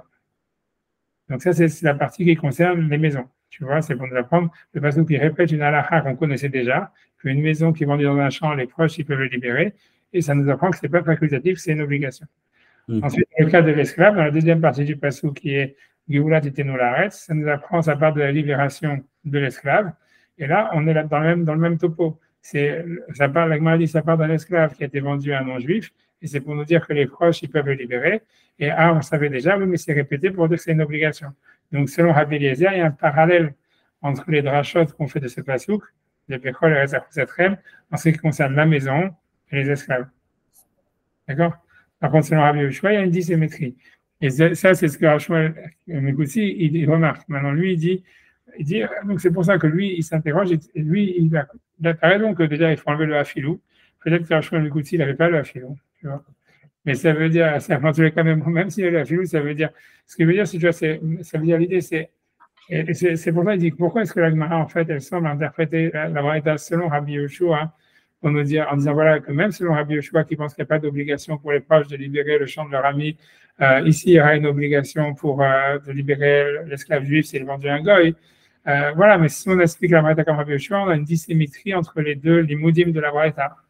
Puisque dans le premier limoud, on apprend que simplement une halakha facultative pour les proches de libérer une maison qui est dans une ville entourée de murailles. Et dans le deuxième limoud, on apprend une obligation pour les proches de libérer un esclave vendu à un non-juif. Alors pourquoi la Gemara a choisi ce chemin alors que ça aurait été mieux d'expliquer la Braïta comme Rabbi Eliezer? Puis Rabbi Eliezer, il pense que dans les deux cas, c'est une obligation. Ça veut dire que c'est une obligation pour les proches de libérer, ça parle d'une maison qui est dans un champ, et c'est pour nous apprendre, ça a été répété pour nous dire que les proches, ils ont une obligation de libérer la maison qui est dans un champ, et ensuite, ça a été, et l'esclave juif aussi, ça a été répété pour nous apprendre que c'est une obligation pour les proches de libérer l'esclave juif. Donc, ça, c'est la question. Mais on a deux remarques, comme tu as dit. La première remarque que toi, tu as dit, c'est que la Gemara, elle n'a pas dit Afil, elle n'a pas dit Savsir Rabbi Yoshua, elle a dit même Rabbi Yoshua. Et donc, tu vois, c'est pour ça. Donc, selon ça, il n'y a pas vraiment place pour la question du Rav Shmuel Mikutsi. Parce qu'en fait, tu vois, la Gemara, c'est comme tu as dit, tu vois, c'est que la Gemara, elle a dit, elle est d'accord que ça s'explique selon Rabbi Eliezer aussi. Tu vois la Braïta. Et elle est d'accord, mais simplement, elle veut dire, selon Rabbi Yoshua, ça peut s'expliquer. C'est peut-être moins bien, tu vois, la filouille, il veut dire, même selon Rabbi Yoshua, ça marche. Donc, tu vois, ça veut dire, tu vois, si Dieu la guerre ça même, ça veut dire, c'est sûr que selon Rabbi Eliezer, on peut dire que ça part d'un esclave juif vendu à un non-juif et ça nous pas, et ça vient nous dire que c'est une obligation. Et ça, c'est évident, parce que c'est comme ça qu'il a expliqué la première partie du verset aussi. Et donc, selon Rabbi Eliezer, c'est évident. Est-ce que la Gemara simplement, c'est Afil ou Rabbi Yoshua, même selon Rabbi Yoshua, qui explique la première partie du verset différemment, même selon lui, on peut expliquer la deuxième partie comme par exemple d'un esclave juif qui est vendu à un non-juif et dire que c'est une obligation. Tu vois, donc, c'est le Afilou, il casse complètement la question du Rav Shmuel Mikutsi. C'est parce que la question de Rav Shmuel Mikutsi, elle ferait sens si dans la Gemara avait marqué simplement Aou le Kobo Chova ou les Rabbi Yoshua. Tu vois, c'est pour fixer comme une obligation selon Rabbi Yoshua. Alors tu pourrais dire, ah là, Rav Shmuel Mikutsi, il pose une bonne question. Il dit quoi? Pourquoi selon Rabbi Yoshua? Selon Rabbi Eliezer, ça marche encore mieux. Puisqu'en plus, il y a un parallèle dans les deux choses qu'on apprend du Passouk, tu vois. Et là, il y a une question. Mais si on dit c'est et même selon Rabbi Yoshua, c'est pas de question, parce que ça veut dire, selon Rabbi Eliezer, c'est sûr que ça marche mieux, mais même selon Rabbi Yoshua, on peut expliquer comme ça, ce que la Gemara veut dire, tu vois. Mais tu vois, donc, ça veut dire, a priori, c'est possible que Rav Shmuel Mikutsi, il n'avait pas le Afilou, tu vois. Tu vois, c'est très possible, et que l'Afilou, il a été justement rajouté après pour répondre à la question de Rav Shmuel Mikutsi, tu vois. C'est possible, c'est pour ça que je te dis qu'on ne sait pas, tu vois, comme Rav Shmuel Mikutsi, c'est un livre qui était parallèle, tu vois, on ne sait pas, est-ce que tu vois, de toute façon, il ne veut pas mentionner ce qui est marqué à Filou, tu vois, ou pas. Tu vois, ça veut dire, c'est très possible que Rabbi Shmuel Mikutsi n'avait pas à Filou dans sa Gemara, et que le Filou, il a été rajouté par la suite à cause de la question de Rabbi Shmuel Mikutsi, tu vois, c'est possible. À part ça, c'est la première remarque, tu vois. La deuxième remarque, c'est comme, tu vois, c'est comme tu as dit, ça veut dire que, selon la question, c'est comment cette partie, tu vois, de ta soit, dis donc, ok, Rabbi Shmuel Mikutsi n'avait pas le Filou, etc. La première question, c'est comment, a priori, la question de Rav Shmuel Mikutsi, c'est exactement ce que Tosfot il a répondu au début, tu vois, au début du Tosfot et dans le Tosfot précédent. C'est-à-dire que Tosfot, si tu veux, ce que Tosfot il a dit jusqu'à maintenant, c'est quoi? C'est de dire, en fait, le limoud qu'on apprend du pasuk de Kol Eretz Achuz Etrem, en fait, il faut le couper en deux. Ça veut dire, puisqu'on voit que quand on parlait des maisons, la Gemara, elle demande, c'est quoi Bakol? Et elle dit, j'ai pas de question, elle n'a pas de réponse. Et dans la deuxième, quand elle parle des esclaves, elle ne demande pas c'est quoi Bakol. Tu vois. Donc, ça soit une question. Et donc, il a dit, on est obligé de dire, en fait, que, si tu veux, le limoud, il est coupé en deux. C'est-à-dire que la première partie du verset qui dit, dans toute la terre, vous donnerez, dans toute la terre, dans toute la terre de votre héritage, ça vient rajouter un cas nouveau qu'on ne connaissait pas. Donc, ça veut dire les maisons dans les villes entourées de murailles.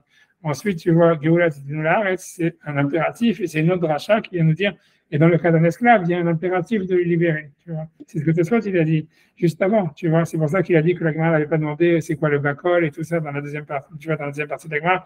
Donc, tu vois, Tosfot, juste ce qu'il a écrit avant, c'était la réponse à cette question de Rav Shmuel Mikutsi en réalité. Ça veut expliquer, c'est normal qu'il n'y ait pas de parallèle entre les deux drachos, qu'il y ait une dissymétrie, puisqu'en fait, le passouk, il est coupé en deux. Et dans la première partie du passouk, la dracha vient du mot Bakol, qui veut dire dans tout, donc il vient rajouter un nouveau cas qu'on ne connaissait pas, un nouvel endroit géographique qu'on ne connaissait pas, c'est-à-dire les maisons qui sont dans les villes entourées de murailles. Et la deuxième partie du passouk, elle est simplement un impératif qui nous dit Géoula Titenoular, vous donnerez une libération dans le pays. Et ça, on dit c'est sur les esclaves. Et c'est pour ça que la Gemara chez nous, elle ne demande pas c'est quoi le Bakol, ce que Tosfot il a dit, parce que quand elle parle dans les esclaves, il n'est pas marqué Bakol. Donc la dracha n'est pas la même, tu vois, c'est deux drachas différentes. Donc, tu vois, selon ce qu'il a dit, Tosfot avant, ça, c'est exactement la réponse à la question de Rav Shmuel Mikutsi. Donc, tu vois, c'est très bizarre que Tosfot, tu vois, il a dit ça d'abord, et après ça, il ramène Rav Shmuel Mikutsi. Tu vois, c'est comme s'il met une question, après il pose la question, et puis j'ai dit, j'ai pas de question à la réponse, tu vois. J'ai pas de question alors qu'il vient de lui donner la réponse avant, tu vois. Et c'est comme si tout ça, ça vient, c'est pour ça que je dis à chaque fois qu'il y a des histoires Rav Shmuel Mikutsi, c'est compliqué parce qu'on ne sait pas. C'est pas parce que, à part que la question est en général compliquée, mais c'est en plus de ça, c'est qu'on ne sait pas d'où ça part, tu vois. Tu vois, ça veut dire, a priori, tu vois, c'est un auteur de Tosfot qui a été rajouté après ou avant, et on ne sait pas qu'est-ce qu'il y avait marqué dans sa Gemara, on ne sait pas, est-ce que Tosfot il le ramène comme une, tu vois, comme une preuve ou comme une question sur ce qu'il a dit avant, tu vois, ici, voilà. Donc, et j'espère que c'est clair, ça veut dire, est-ce que c'est clair, ça veut dire, oui, non, dites-moi. Ah ouais. D'accord. Pour ça, c'est clair, je sais pas si c'est un peu, ok, ouais, il faut que tu fasses ça, mais si tu veux, la suite de la Gemara, si vous voulez, on peut avancer un petit peu la Gemara comme vous voulez. La suite de la Gemara est très très facile. Hein. Toute la Gemara qui suit, c'est pas compliqué. Vous voulez avancer un petit peu, c'est comme vous voulez. Un petit 10 minutes. Ouais. 10 minutes. Il n'y a pas de. Voilà, donc l'agma, elle continue maintenant à expliquer la Mishnah, donc on avance. Donc, va venir ça. Donc, maintenant, donc c'est la journée dans l'agma, je ne sais pas, je compte pas les lignes, j'en ai marre de compter une. Et c'est 2, 4, 6, je crois, 8e ligne, là où il y a les 2 points en haut de la page. Donc la Mishnah, elle avait dit que le Nirtsa, donc un esclave qui, après les 6 ans de son contrat, il décide de rester chez son maître, il est poinçonné. Et donc, par ce poinçonnage, là, qui s'est fait, tu vois, devant la porte, après avoir été présenté au juge, voilà, donc ce qui est mentionné dans la Torah, donc il est acquis, voilà, il reste esclave jusqu'au Yovel. Voilà, donc Anirsa Nikna Birsia, c'est-à-dire l'évêque poinçonné, il est acquis par le poinçon, donc ça c'est ce que la Mishnah avait dit.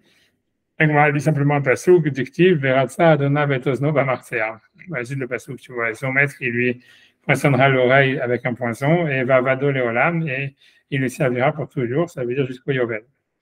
La Mishnah, elle avait continué en disant Vekonet Atzmo Beyovel, ou Mitata Adon, ça veut dire l'esclave qui a été poinçonné, il a 2 manières de se libérer, soit s'il y a le Yovel, soit si son maître il meurt. Mais ça veut dire à la mort de son maître, l'esclave qui a été poinçonné, il ne travaille pas pour les héritiers, ni pour le fils, ni pour la fille, contrairement à l'autre esclave. Si vous vous rappelez l'esclave qui a été vendu pour 6 ans, on avait dit que si jamais le maître il meurt, il travaille pour le fils. Il ne travaille pas pour la fille, mais il travaille pour le fils. C'est un takatou. Parce que si jamais il y avait un fils, mais ça c'est pour l'esclave qui est vendu pour les 6 ans. Mais une fois que le type il a vendu, il a terminé ses 6 ans et qu'il a été poinçonné, il travaille ni pour le fils ni pour la fille. Donc c'est pour ça qu'on dit que la Mishnah dit qu'il est libéré par la mort du père, la mort du maître. Tu vois, directive. Donc la Mishnah avait dit connaître son Yovel ou Mitata Adon, il s'acquiert lui-même par le Yovel ou par la mort de son maître. Directive va Vado, parce que le verset dit il le servira, Léolam. Donc va Vado, il le servira à lui, à son maître. Vélo et aben, vélo et abat. Lui, mais pas ni le fils ni la fille. Léolam, la m'a dit Léolam, c'est Léolamo chez Yovel. Ça veut dire pour Léolam du Yovel. Peu importe ce que ça veut dire, tu vois, ça veut dire, il y en a qui disent que Léolam. Tu vois, ça veut dire, j'en sais rien, tu vois, ça veut dire, Léolamo chez Yovel, ça veut dire, ce que je veux dire par là, c'est comme ça, c'est que, en fait, le fait que le Yovel, il libère les esclaves même poinçonnés, on ne l'apprend pas d'ici, c'est un passage clair dans la Torah qui dit, dans l'année du Yovel, tout le monde rentrera, tous les esclaves seront libérés. Géoula, comme on a vu, Géoula, c'était nous la et après, ça y a marqué, Shav Kolich, El Mishparto, chacun rentrera dans sa famille, etc. Donc, ce que l'Agma, elle veut dire en disant Léolam, ça veut dire Léolamo chez Yovel, ça veut dire simplement que, elle veut simplement dire, ne crois pas que, puisqu'il y a marqué Léolam, ça veut dire qu'il doit le servir toujours. Non, c'est ce que la Torah l'appelle Léolam, ça veut dire pour toujours jusqu'au Yovel. Tu vois, c'est ce que ça veut dire. Mais le fait que l'esclave, même poinçonné, est libéré au Yovel, on apprend d'un autre pasuk explicite que la Torah, la Braïta n'a pas cité. Tu vois, elle a simplement voulu dire que du mot Léolam ici, il ne faut pas voir ça une contradiction au Yovel. Tu vois, c'est ce que ça veut dire. Bref, j'avance. Tanou Abanan, donc nos maîtres nous ont enseigné. Marcea, donc ça veut dire il va le poinçonner avec un poinçon. Je ne sais pas exactement quel était le poisson exactement, mais on va le voir dans l'histoire. Eniela Marcea, ça veut dire, a priori, je peux dire que le maître, il peut le poinçonner l'oreille avec un poinçon uniquement. Je ne sais pas qu'est-ce que c'est exactement, mais c'est un ustensile en fer, comme on va le voir dans la suite de la Souga. Mais Naïn, les rabots, je sais qu'on peut rajouter, on peut faire un poinçon avec n'importe quoi. Asoul, Vasira, Machat, Migdar. Donc, Assoul, honnêtement, je ne sais pas, il faut que je me rappelle, c'est quoi? C'est un truc qui est en bois, je crois. Assoul, c'est un. Voilà, je dis des mots en français, tu vois, mais je ne sais pas du tout c'est quoi, tu vois, Broc, Belaz. Tu vois, c'est. Attends, je vais là. Minérine, les rabottes, Hassol, un poinçon. D'où sais-je que je puisse inclure dans les instruments la tige en bois, l'épine, l'aiguille, la vrille et le stylet? Les 3 premières choses sont en bois, ça, je sais, ça, l'histoire. La suite de la Souga, on voit que c'est des trucs en bois. Ça veut dire que il fait des trous, mais c'est tout ce qui fait un trou, mais ça veut dire que tu n'utilises pas un truc en fer, mais un truc en bois. C'est-à-dire, Assoul, Asira, Machat, je pense que c'est en bois. Tu vois, la tige en bois, l'épine, l'aiguille. Ouais, voilà, Machat, c'est l'aiguille. Et le stylet. Stylet, ok, bon, voilà, allez, tige en bois, l'aiguille et le stylet. Migdar, et c'est quoi Migdar alors? C'est quoi? C'est la vrille, non? Ouais, je ne sais pas si c'est un poinçon, on va dire comme ça, j'en sais rien. Voilà, un truc qu'on poinçonne. Voilà, donc n'importe quelle chose, tu vois, on va dire qu'il fait un trou. Mictab, il y a marqué aussi, Mictab. Il y a aussi un stylo. Mictab, c'est le stylet. Ouais, stylet, ok, d'accord. Mictab, Tamoud Lomar, Velakar, donc il prendra les rabots, Paul Davar chez Nikar Beyad. pour dire qu'en fait, n'importe quelle chose qui peut faire un poinçon, qui peut faire un trou dans l'oreille, on peut prendre dans la main, ça suffit. Tu peux faire le trou, c'est pas la peine d'utiliser Marcea, comme c'est marqué dans la Torah, que c'est un poinçon spécifique. Divrei Rabbi aussi, c'est l'opinion de Rabbi aussi, Rabbi Yuda, mais Rabbi Omer, ma Marcea meyuchad shel matechet. Pourquoi la Torah a pris l'exemple du Marcea, qui est donc un poinçonneur, je ne sais pas à quoi il ressemble, c'est tout ce qu'on sait qu'il est en fer, Avkol shel matechet. Donc, ça veut dire tout ce qui est en fer. Donc, le deuxième avis lui discute, il dit que le Marcea, il vient nous apprendre qu'il faut que ce soit en fer, mais pas spécifiquement que. De toute façon, la Gemara va analyser la braïta après, mais pas quelque chose qui est en bois, quoi. C'est ce qu'il va discuter. D'abord, Acher, deuxième explication, Marcea, la vie Marcea Gadol. Tu vois, le Marcea, ça vient ajouter un grand poinçon. Ça veut dire un poinçon qu'on ne pourrait pas bouger, qui serait fixé, tu vois, qui serait un truc a priori qui est fixé et qu'on ne peut pas bouger avec la main. Puisque l'autre avis, il avait dit tout ce que je peux déplacer. Et là, le deuxième avis viendrait dire que ce n'est pas nécessairement quelque chose qu'on peut déplacer. D'accord? Amar, en avance, tu vois, Amar Rabbi Elazar, on va simplement finir un petit peu la braïda. Amar Rabbi Elazar, Yudan Berabi. Donc, Rabbi Elazar, il dit, il y a un rave qui s'appelait Yudan Beribi, le fils de Rabbi ou le grand rave. Ayad Doresh, il faisait une racha, Keshen Rotsim, quand on fait le trou dans l'oreille, En Rotsim Ela Bemilta. On fait le trou que dans le lobe, ça veut dire dans la partie, tu vois, où il n'y a pas de cartilage. La partie où il y a, comme ils font les femmes un peu avant, ici, quoi. Là où ça fait pas trop mal. Bemilta. Hamim discute sur ça, il dit, En Eved Ivri, Kohen Nirsa, Mipne Shinase Baalmoum. Ça veut dire, ils disent, mais on voit, il y a une braïta qui dit qu'un esclave juif qui est un Kohen, on ne le poinçonne pas parce qu'il devient Baal Moum par le poinçon et il ne peut plus travailler au Beth Amikdash. Et la Gemara dit, Vim Tomar Bemilta, si jamais tu dis que le poinçon, il est fait dans la partie, tu vois, souple de l'oreille, dans le lobe, je crois que ça s'appelle, Emotim, et Ebedivri Kohen Yase Baal Moum. Comment un esclave juif Kohen il deviendrait Baal Moum? On sait que si quelqu'un il se fait des boucles d'oreille, s'il a un poinçon dans le lobe de l'oreille, il peut toujours servir au Beth Amikdash. C'est pas considéré comme un défaut. Mais par contre, tu vois, donc c'est pour ça qu'ils pensent donc ça veut dire, ils pensent que la rétia, elle doit être faite dans le haut de l'oreille, là où il y a le cartilage. Parce qu'à ce moment-là, un Kohen qui aurait un trou là-bas, il est Baal Moum, il ne peut plus travailler au Beth Amikdash. Donc c'est pour ça que voilà, donc c'est tout. Donc ça veut dire Ramim discute du fait que il y a une halakha qu'un Kohen on ne peut pas lui faire un rétia parce que ça le fait un moum. Donc il pense que c'était pas dans le lobe de l'oreille en bas, dans le truc en bas de l'oreille, mais dans le truc en haut qu'on faisait le truc. Vas-y, on va faire Rachid 2 secondes sur ça. Et je pense pas qu'il y en a beaucoup de secondes. Rachid on va rien comprendre parce que c'est des mots en français, je sais pas. Tu vois donc Léolam Shali Ovel. Tu vois, donc c'est ce qu'il dit Rachid, il dit que Léolamo Shali Yovel, quand la dit il va jusqu'au Yovel, parce qu'il est marqué il le servira pour toujours, Vavado Léolam, donc c'est la troisième ligne de Rachid en haut. Mais qu'il y a le final de Reshpirkin, quand on l'a expliqué au début du chapitre, Vive Shaftem Michel Akuzato, parce que le verset dit chacun retournera à son héritage et à sa famille. Or, à sa famille, ça veut dire qu'il n'était pas chez sa famille, donc ça va nous apprendre qu'un esclave est libéré par le Yovel. Donc Rachid dit un peu en filigrane, tu vois, ce que moi je vous ai dit à l'oral, c'est que la source de dire que l'esclave poinçonné, il est libéré au Yovel, c'est un autre passage qui est explicite, tu vois, qui veut Shafta Michel Akuzato, mais ce que le passage, quand il dit le Olamo Shel Yovel, il veut dire, quand il y a marqué Olamo, ne crois pas que c'est pour toujours, il se servira pour toujours, non, il servira jusqu'au Yovel.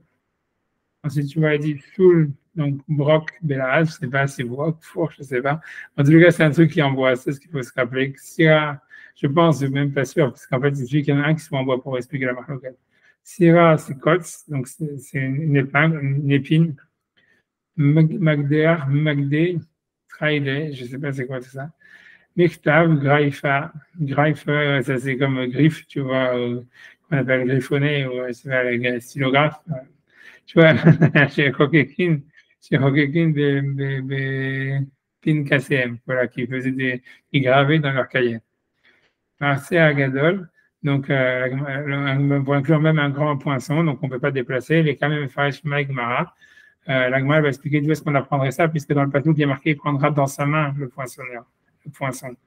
Donc normalement, c'est comme le premier avis qui dit qu'il faut que ce soit quelque chose qu'on peut déplacer. Alors d'où est-ce qu'on verrait que même si c'est un grand Marcea qu'on ne peut pas déplacer, il faut avoir un limoud spécial. Donc tout ça, la Gemara va expliquer après. Tu vois, Yudan Beribi, donc Yudan c'était le nom, parce que Rabbi Eliezer dit Yudan Beribi, il disait que ça se faisait dans le bas de l'oreille. Donc on dit Yudan Beribi, Yudan Shemos, c'était Yudan, et Gadol Bedoroya, c'est le plus grand de sa génération. Parce qu'à chaque fois qu'on dit Beribi, ça veut dire le grand, la Shon Chochma Vecharifutu, ça veut dire très intelligent, très fort. Donc, Yudan Beribi, voilà, Yudan, c'est son prénom. Beribi, c'était un attribut de le grand rabbin ou le grand chacham. Donc, c'est un bizarre qui dit ça sur ce type-là, qu'on n'a jamais entendu parler à part dans cette variété. Donc, c'est sûrement un pseudo, on ne sait pas de qui. Et là, parce que tu vois, il y a des pseudos, tu vois. Et là, Bemilta, donc ça veut dire dans le bas de l'oreille. Aliyah chez l'ozen, la queue de l'oreille, dit Raji, Bebassar dans la chair, Velo Tenour, et pas, on va dire Tanour, on va dire le cartilage. Hachamim Amrim, donc Hachamim ils discutent sur cet avis, Cholkin Alav, ils discutent sur Yudan, Vezo Garia Shelahem, et ceci est la preuve qu'ils ont. Kimlan, ça veut dire on a une tradition, d'En Eved Ivri Kohen Yirsa, qu'un esclave juif Kohen, on ne lui fait pas de trou, et Pnei Shenase Baalmoum, parce qu'il devient Baalmoum, c'est-à-dire qu'il a un défaut et qu'il ne veut plus servir au Beth Amikdash. Velo Yachol Od Lashuv Lechazako Chizuko Arishon. Il ne pourrait pas revenir à sa situation antérieure. Et la Gemara, comme elle va dire, qu'on apprend du verset qui dit que comme au Yovel, il doit avoir la possibilité d'être libéré, de revenir à sa famille, ça veut dire de revenir à son statut antérieur. Alors si une fois qu'il est poinçonné, il ne peut plus travailler au Beth Amikdash, ça veut dire qu'il est dégradé à vie. Donc c'est pour ça qu'on ne peut pas poinçonner un Kohen. Tu vois, puisque même s'il est libéré, il ne pourra plus travailler au Beth Amikdash, donc il ne reviendra jamais à son statut antérieur. Donc c'est pour ça qu'on n'a pas le droit de le faire. Donc en tous les cas, il dit du fait qu'il y a cette halakha-là, c'est sûr que c'est dans le haut de l'oreille, parce que dans le bas de l'oreille, il ne deviendrait pas Balmoum, ça ne s'appellerait pas.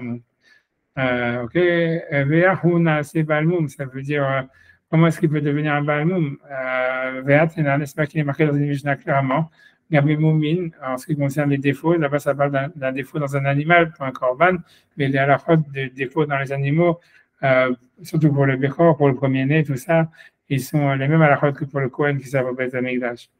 Donc, ça veut dire, tu vois, donc si jamais il y avait un animal que Nivgema Osno, ça veut dire là-bas, si un animal que son oreille, elle avait été arrachée à cause de Nivgema, ça veut dire qu'elle a été pas arrachée, mais voilà, je ne sais pas, griffée, arrachée par des ronces, un truc comme ça.